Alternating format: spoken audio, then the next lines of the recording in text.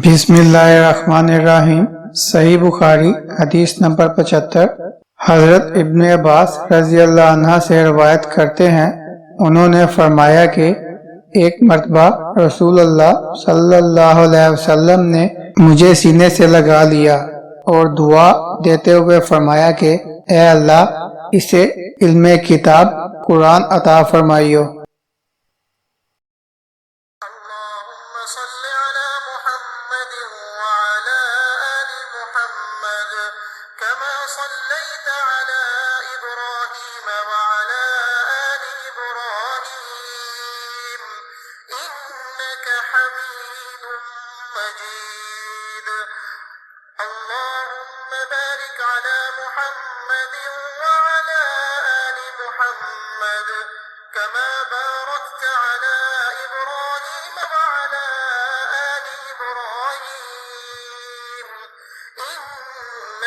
حميد